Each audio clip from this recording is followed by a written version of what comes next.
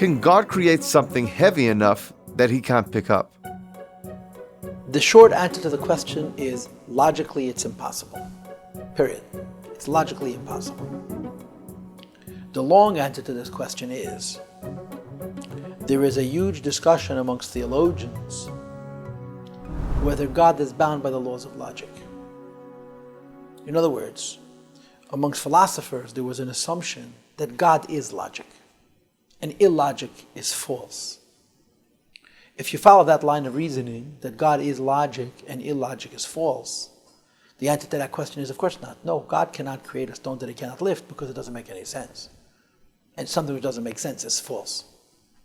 But the mystics believed in an idea called nimna hanimnois, which means God is the inventor and creator of logic, but he's not bound by its criteria, which means God can do things that don't make any sense, that logically are impossible, he can nevertheless do. The answer to the question would then be, why not? He can do anything he wants, including do things that we can't possibly imagine, let alone understand. So again, the short answer to the question is, logically it's impossible.